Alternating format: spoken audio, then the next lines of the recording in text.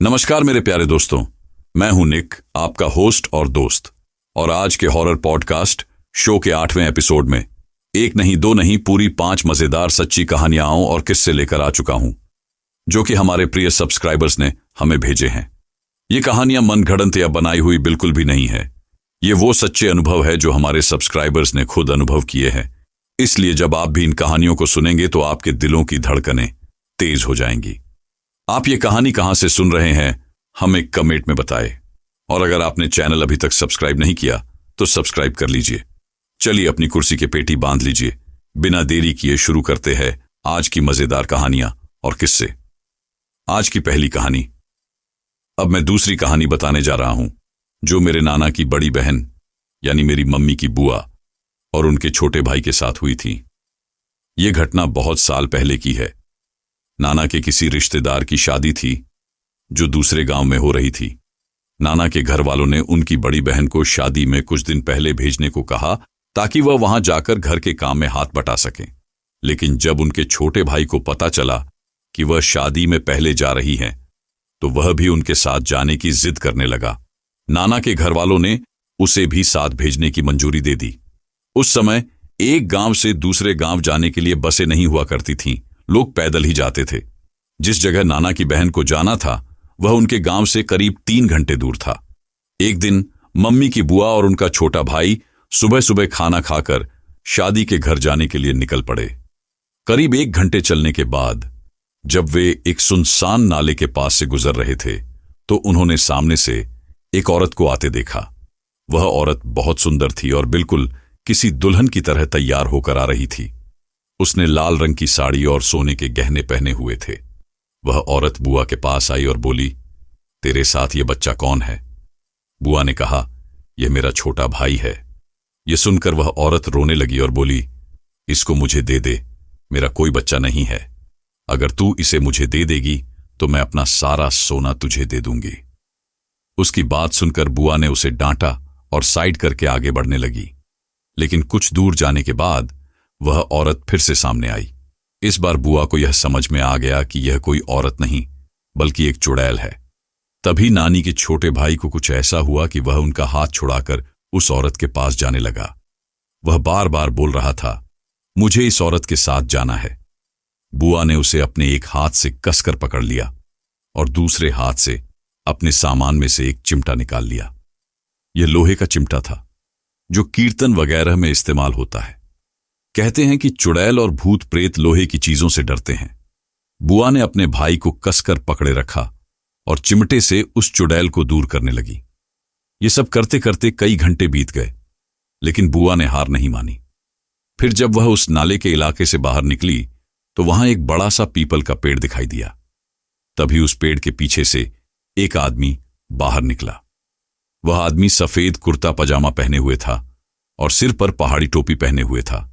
उसने बुआ को देखकर कहा, तू बहुत थक गई होगी अपने भाई को बचाते बचाते। अब कुछ देर पीपल के नीचे बैठकर आराम कर ले। बुआ उस चुड़ैल की तरफ देखते हुए रोने लगी और बोली, यह मुझे जीने नहीं देगी। तो वह आदमी बोला, फिक्र मत कर, इस चुड़ैल में इतनी हिम्मत नहीं है कि यह इस पीपल के पेड़ को पार कर सके। तू डर मत, मैं इसे देख लूंगा। यह सुनते ही वह चुड़ैल वहां से गायब हो गई और जैसे ही वह गायब हुई बुआ का छोटा भाई भी ठीक हो गया। बुआ ने उसे वहां से भाग जाने को कहा। वह आदमी बुआ से बोला, बहन, शादी के घर बाबरू भल्ले लेकर जा रही हो, मुझे भी खिला दो।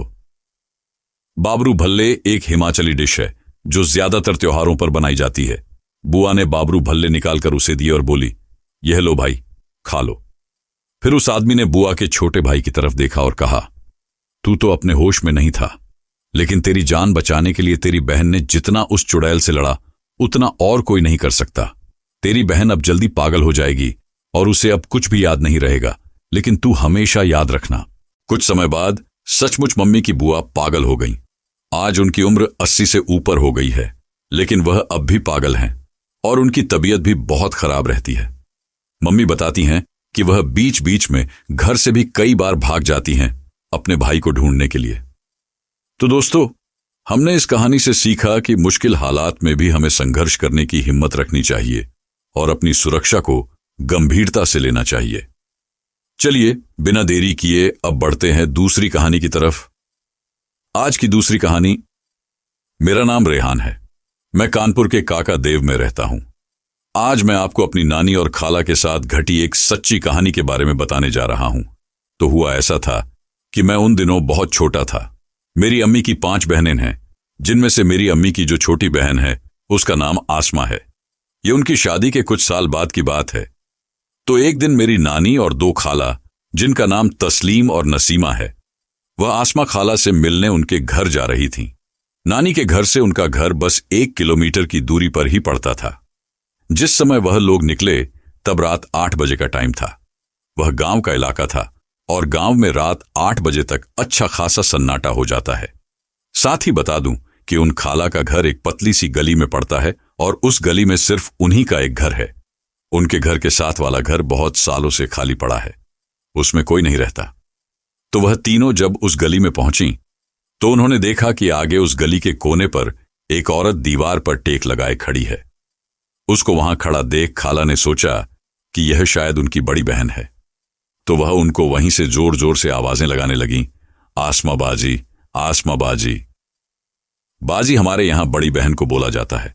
लेकिन जब खाला के 3-4 बार आवाज देने के बाद भी उस औरत ने कोई जवाब नहीं दिया तो नानी समझ गई कि यह उनकी लड़की नहीं है। तो उन्होंने जल्दी से अपनी दोनों लड़कियों को अपने पीछे कर दिया और आयतुल कुर्सी पढ़ने लगी। ऐसा करते हुए वह फूंक करती हुई आगे बढ़ती जा रही थी। लेकिन उनके गली में घुसते ही वह औरत भी उनके आगे आगे गली में चलने लगी। नानी पीछे से ही बार बार आयत पढ़कर उस पर फूंकती जा रही थी और फिर करीब 152 कदम चलने के बाद वह औरत अचानक वहां से गायब हो गई। ये देखकर नानी बहुत डर गई।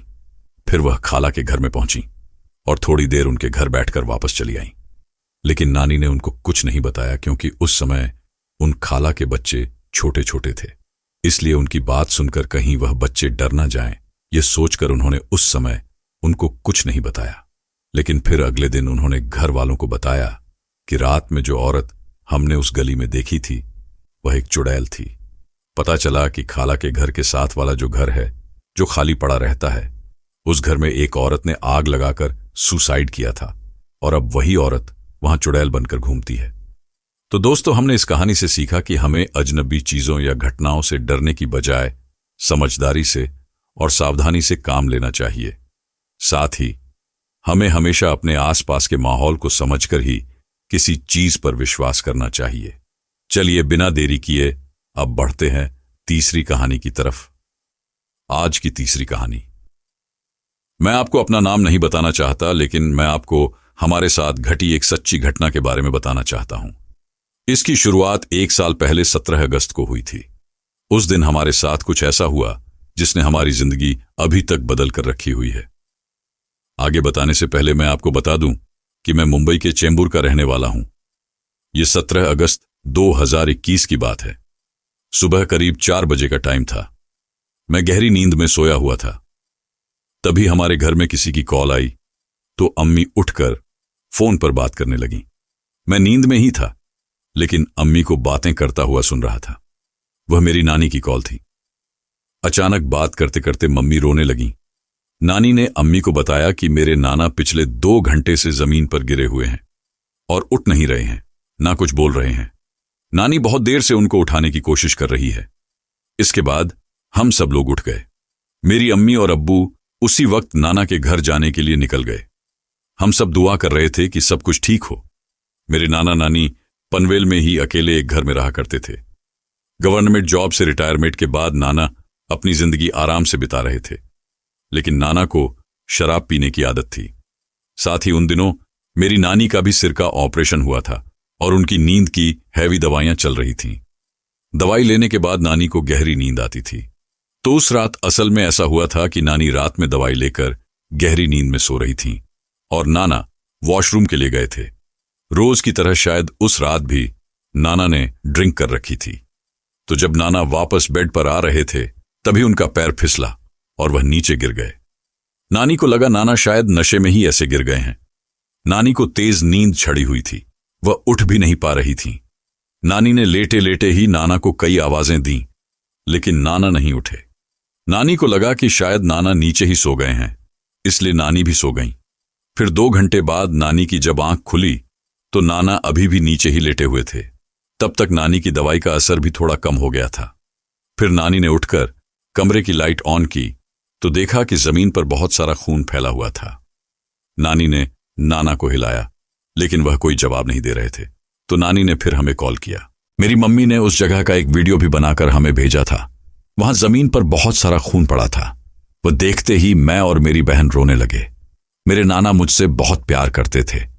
वही वह शख्स थे जिन्होंने मुझे पढ़ाया था और कॉलेज में मेरा एडमिशन करवाया था। मेरे नाना मेरी हर ख्वाहिश पूरी करते थे।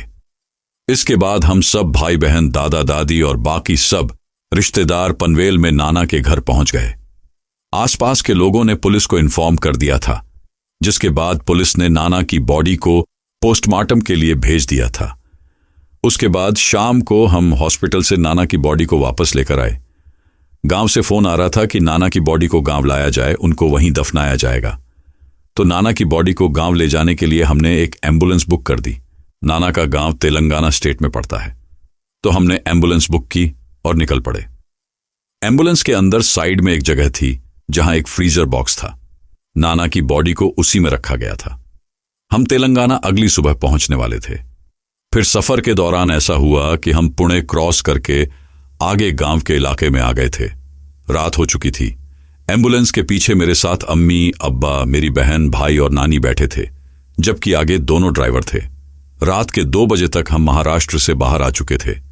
एक ड्राइवर को सिर्फ महाराष्ट्र तक का रास्ता पता था, बाकी का रास्ता उसे नहीं आता था। इसलिए मैंने फोन में गूगल मैप्स चालू किया और उन्हें रास्ता गाइड करने लगा। मगर मैप ने हमें हाईवे से हटाकर अजनबी कच्चे रास्ते पर ले जाकर छोड़ दिया। वह इलाका बिल्कुल सुनसान था और बारिश भी शुरू हो गई थी। दूर दूर तक कोई गाड़ी नजर नहीं आ रही थी और दोनों तरफ घना जंगल था। उस कच्चे रास्ते पर सिर्फ हमारी एम्बुलेंस चल रही थी। इतनी घनी रात थी कि अगर हमारी एम्बुलेंस की लाइट्स बंद हो जाती तो इतना घुप अंधेरा होता कि हम अपने पास बैठे इंसान को भी नहीं देख पाते। हाईवे का कहीं कोई नामो निशान नहीं था। तभी एक और रास्ता सामने आया और ड्राइवर ने गाड़ी मोड़ दी। वह गाड़ी बहुत तेज चला रहा था, जबकि दूसरा ड्राइवर सो रहा था। हम उस रास्ते से निकलकर एक खाली मैदान में पहुंच गए। हम कुछ ही मीटर आगे बढ़े थे कि अचानक ड्राइवर ने एम्बुलेंस रोक दी। मेरे पापा ड्राइवर पर चिल्लाने लगे कि अचानक ब्रेक क्यों मारी। ड्राइवर ने कहा कि उसकी गलती नहीं थी, गाड़ी का टायर कीचड़ में फंस गया है। हम सब गाड़ी से बाहर निकले और देखा कि एम्बुलेंस का पिछला टायर कीचड़ के गड्ढे में फंसा हुआ था। मैंने चारों ओर देखा तो वह छोटा सा खाली मैदान था, जिसके आगे केवल खेत थे और पीछे जंगल का इलाका था। मेरे अब्बा मुझसे गुस्से में थे कि मैं उन्हें इस रास्ते पर क्यों ले आया। वह बहुत गुस्से वाले इंसान हैं और किसी भी गलती को सहन नहीं करते। हम तीनों मिलकर एम्बुलेंस को धक्का देने की कोशिश करने लगे, लेकिन टायर गड्ढे से बाहर नहीं आ रहा था। तभी झाड़ियों से अजीब सी चिल्लाने की आवाजें आने लगीं, जो बहुत डरावनी थीं। कभी यह आवाज एक दिशा से आती, कभी दूसरी दिशा से। मुझे लगा कि हम किसी लुटेरों के गिरोह के बीच फंस गए हैं और ये आवाजें कोड वर्ड में बातें करने की कोशिश कर रहे हैं। मैंने जल्दी से अपनी जेब से एक छोटा सा चाकू निकाला, क्योंकि मैं हमेशा अपनी सुरक्षा के लिए एक छोटा चाकू रखता हूं। 15 मिनट बाद, यानी रात के 3 बजे, भी कोई मदद नहीं आई। मेरी अम्मी ने कहा कि अगर हम किसी मृत व्यक्ति को लेकर चलते हैं तो वह हमारा रास्ता भटकाने की कोशिश करता है। उस सुनसान जगह पर रात के 3 बजे, घने अंधेरे में और हल्की बारिश में, बगल में मेरे नाना की लाश रखी थी। वह पल आज भी याद करता हूं तो डर लगने लगता है। वहीं वो अजीब आवाजें बंद नहीं हो रही थीं। तभी मेरा भाई बोला कि उसे ऐसा लगा जैसे सामने के जंगल से कोई हमें देख रहा हो। मेरे अब्बू ने फिर कहा, चलो एम्बुलेंस को धक्का लगाओ, और हम सब फिर से मिलकर एम्बुलेंस को धक्का देने लगे। इस बार ड्राइवर भी पूरी ताकत से रेस दे रहा था, लेकिन टायर वहीं का वहीं घूमता रहा। समझ नहीं आ रहा था कि क्या करें। फिर मेरी अम्मी एम्बुलेंस के पास गईं और एम्बुलेंस के शीशे पर अपनी उंगली से अरबी में बिस्मिल्लाह लिख दिया। इसके बाद हम सब मिलकर फिर से धक्का देने लगे और इस बार टायर आसानी से बाहर निकल आया। फिर हम पूरे रास्ते दुआ पढ़ते रहे। कुछ देर बाद हम उस कच्चे रास्ते से निकलकर हाईवे पर पहुंच गए। सुबह होते होते हम तेलंगाना पहुंच गए, जहां नाना को दफनाने का काम हुआ। फिर 2 दिन बाद मैं अकेला ही मुंबई वापस आ गया, क्योंकि मेरी नई नौकरी थी और मुझे वहां लौटना था। बाकी घर वाले नाना के घर में ही रुके हुए थे। नाना का बड़ा सा घर था, जिसमें ऊपर एक टेरेस पर एक रूम था जो नाना को बहुत पसंद था। घर के बाकी लोग नीचे सो रहे थे, लेकिन मेरे अब्बा और अम्मी उसी ऊपर वाले रूम में सोए हुए थे। रात करीब 1:30 बजे का समय था। पूरे गांव में सन्नाटा था। ऊपर वाले रूम में एक सीढ़ी थी जो छोटे टेरेस पर जाती थी। उस रात मेरे अब्बा वॉशरूम के लिए उठे। बाथरूम में जाकर उन्होंने नोटिस किया कि वॉशरूम के एग्जॉस्ट फैन के पीछे से रोने की आवाज आ रही थी, जैसे कोई बाहर सीढ़ियों पर बैठकर जोर जोर से रो रहा हो। मेरे अब्बा बहुत हिम्मत वाले इंसान हैं और भूत प्रेत से नहीं डरते, क्योंकि उन्हें कुछ आयतें याद हैं जिनसे वह भूत प्रेत को दूर कर सकते हैं। लेकिन उस रात अचानक वह आवाज सुनकर वह थोड़ा सहम गए और जल्दी से बाथरूम से बाहर निकल आए। अब्बू ने अम्मी को इस बारे में बताना चाहा, लेकिन क्योंकि अम्मी इन चीजों से बहुत डरती थीं, उन्होंने उन्हें नहीं जगाया। वह अकेले सीढ़ियों की ओर बढ़े और जैसे ही दरवाजे के पास पहुंचे, वह रोने की आवाज एकदम से दरवाजे के ठीक सामने से आने लगी, जैसे कि वह कोई व्यक्ति दरवाजे के दूसरी तरफ खड़ा हो और जोर जोर से रो रहा हो। अब्बा वहीं रुक गए और आयतुल कुर्सी पढ़ने लगे, लेकिन फिर उन्हें यह ख्याल आया कि शायद वह मेरे नाना हो। इसलिए उन्होंने आयतुल कुर्सी नहीं पढ़ी, क्योंकि इस आयत में इतनी ताकत होती है कि इसे पढ़कर भूत प्रेत को जलाया जा सकता है। अब्बा नहीं चाहते थे कि नाना के साथ ऐसा किया जाए, इसलिए वह चुपचाप बेड पर आकर लेट गए और सामान्य आयतें पढ़ने लगे। फिर करीब 10 मिनट बाद वह रोने की आवाज भी बंद हो गई। अगली सुबह अब्बा ने अम्मी को यह बात बताई। अम्मी बहुत डर गईं, लेकिन फिर उसी रात जब वह दोनों उसी कमरे में सो रहे थे, तो रात में फिर से बाहर से किसी के जोर जोर से रोने की आवाज आने लगी। अब्बा फिर से सूरा पढ़कर सो गए, लेकिन उसी रात अम्मी को नाना का सपना आया। नाना रो रहे थे, लेकिन अम्मी बस उन्हें देख रही थीं और वह उनसे कुछ बोल नहीं पा रही थीं। तो दोस्तों, हमने इस कहानी से सीखा कि जीवन में मुश्किलें आ सकती हैं, लेकिन हमें धैर्य और विश्वास के साथ उनका सामना करना चाहिए। परिवार और अपनों का साथ हमें हर मुश्किल से उबार सकता है। चलिए बिना देरी किए अब बढ़ते हैं चौथी कहानी की तरफ। आज की चौथी कहानी। यह घटना मेरे नाना की मौत के 4 महीने बाद की है। उस समय मैं एक लड़की से प्यार करता था और हमारी लव मैरिज हो गई थी।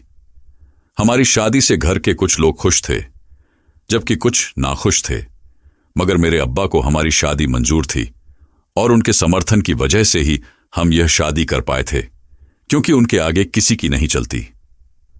शादी के बाद अब्बा ने हमें हमारे घर के बगल में एक कमरा दिलवा दिया था, जो पहले बंद रहता था। लेकिन फिर मैं और मेरी पत्नी उसी कमरे में रहने लगे। मैं वर्क फ्रॉम होम करता था, तो दिन भर काम करके शाम को अम्मी अब्बा के पास खाना खाने जाता और फिर अपने कमरे में लौट आता। शुरुआत में सब कुछ ठीक रहा, लेकिन कुछ दिनों बाद मेरी पत्नी को रात में डरावने सपने आने लगे। उसे सपने में जले हुए और कटे हुए चेहरे दिखने लगे। उसने मुझे भी बताया, लेकिन मैंने ज्यादा ध्यान नहीं दिया। फिर एक दिन जब मैं कमरे में नहीं था और मेरी पत्नी अकेली सो रही थी, तो उसे बाथरूम में पानी के टैंक से जोर जोर से हाथ मारने की आवाज सुनाई दी।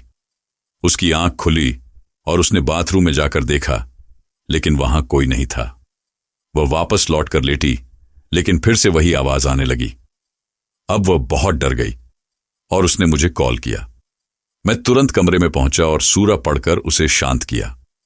कुछ दिन बाद एक रात करीब 11 बजे वह बेड पर सो रही थी। उसकी आदत थी कि वह लाइट जलाई होने पर आंखों पर दुपट्टा डाल लेती थी। उस समय मैं घर में नहीं था। उसे अचानक ऐसा महसूस हुआ जैसे कोई उसके बगल में बैठा हो। उसकी हल्की सी नींद टूटी, लेकिन उसने आंख नहीं खोली। फिर थोड़ी देर बाद उसने दुपट्टे के अंदर से देखा कि एक औरत कमरे में इधर उधर घूम रही थी। वह कभी बेड की तरफ जाती, कभी दूसरी तरफ। वह सोते सोते यह सोचने लगी कि शायद मेरी छोटी बहन कमरे में आ गई होगी, लेकिन उसने ध्यान नहीं दिया और वापस सो गई। अगले दिन उसने मेरी बहन से पूछा, तो बहन ने कहा कि वह कमरे में नहीं आई थी, बल्कि वह दूसरे घर में टीवी देख रही थी।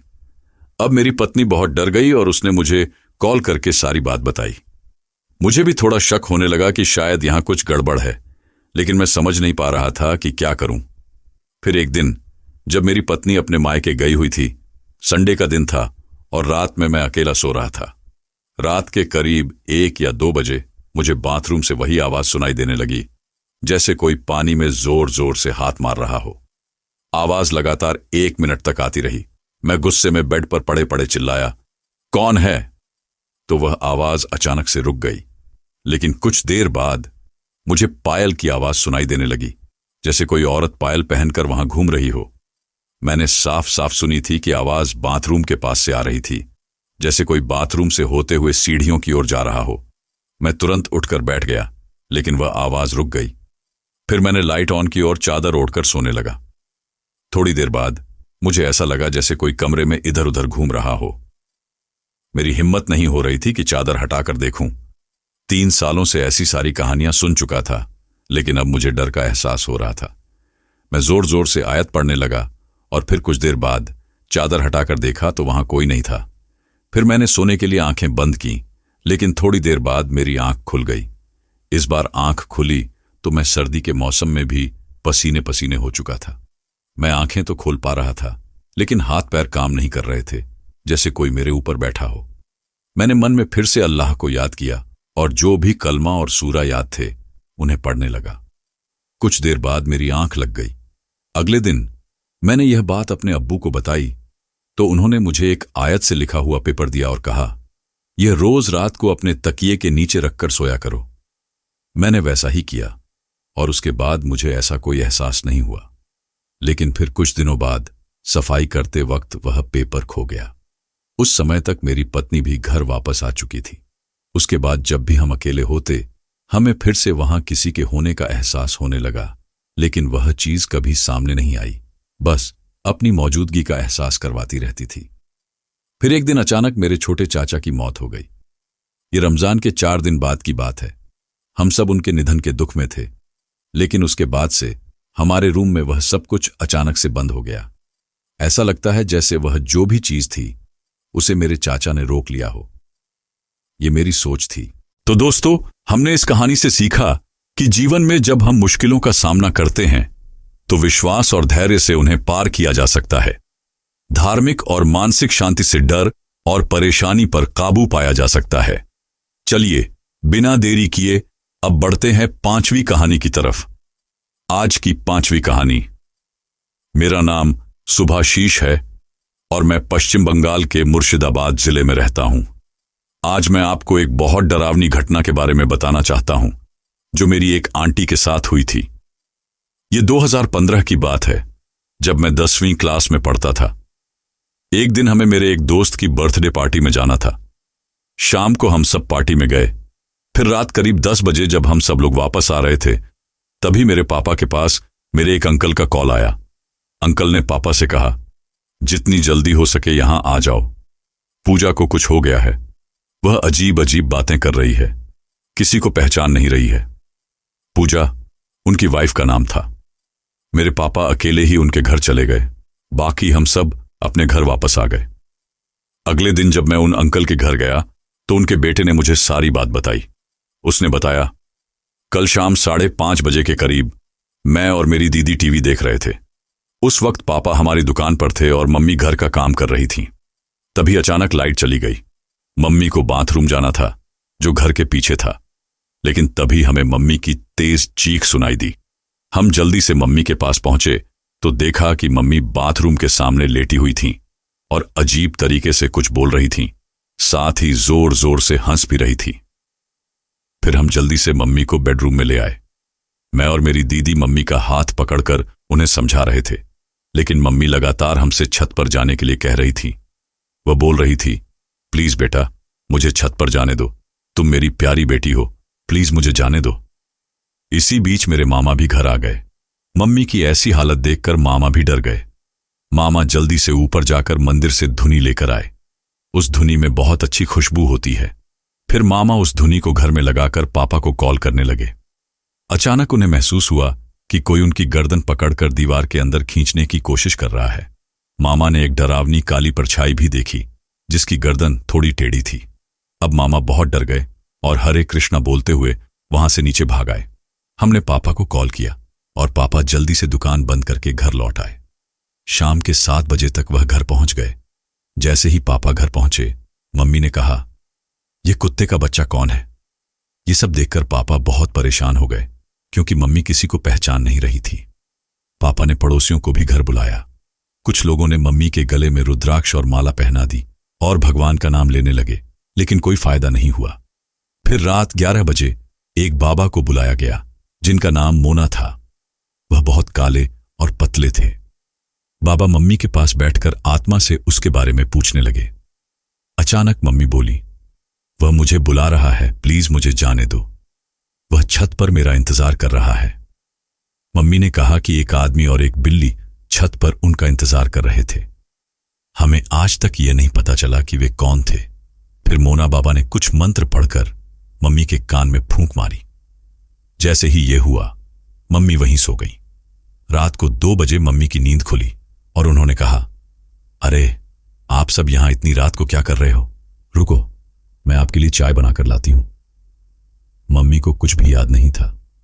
फिर सभी लोग हमारे घर पर सोने के लिए रुक गए। रात के 3 बजे लाइट भी आ गई। अगले दिन मम्मी ने हमें बताया कि जब वह बाथरूम की तरफ जा रही थीं, तब उन्होंने देखा कि पड़ोसी के घर की टिन की छत पर एक काली बिल्ली बैठी हुई थी और उसकी आंखों का रंग बिल्कुल पीला था। फिर अचानक वह बिल्ली बहुत बड़ी होने लगी और उसकी परछाई भी बड़ी होने लगी। मम्मी ने जैसे ही उसकी परछाई के ऊपर पैर रखा, वह तुरंत बेहोश हो गई। इसके बाद उन्हें कुछ भी याद नहीं रहा। सुबोदीप कहता है कि यह सब अब भी हमें एक डरावने सपने की तरह लगता है। तो दोस्तों, हमने इस कहानी से सीखा कि अजनबी घटनाओं और मुश्किलों का सामना करते समय विश्वास और सही मार्गदर्शन की आवश्यकता होती है। जब हम किसी संकट से गुजरते हैं, तो हमें धैर्य और मदद की तलाश करनी चाहिए। दोस्तों, आपको ये वीडियो कैसी लगी? जब मैंने ये सारी कहानियां सुनी, तो मेरा तो दिमाग ही चकरा गया। मेरा मतलब, इस दुनिया में चल क्या रहा है? पता नहीं इस दुनिया में कैसे कैसे राज छुपे हुए हैं। अगर आपको यह वीडियो पसंद आई हो तो वीडियो को लाइक और शेयर जरूर करें। अगर आप ऐसी कहानियां आगे भी सुनना चाहते हैं तो चैनल को सब्सक्राइब करें और वीडियोस को अपने दोस्तों के साथ शेयर करें। अगला वीडियो कितने दिन में आएगा, ये डिपेंड करेगा कि ये वीडियो कितना ज्यादा शेयर होता है। अगर आपके पास भी कोई कहानी या किस्सा है जो आप हमारे दर्शकों के साथ शेयर करना चाहते हैं, तो उसे हमें भेजिए। हम आपकी कहानी को अगली कड़ी में जरूर शामिल करेंगे। तो दोस्तों, मिलते हैं जल्दी ही एक नई कहानी के साथ। तब तक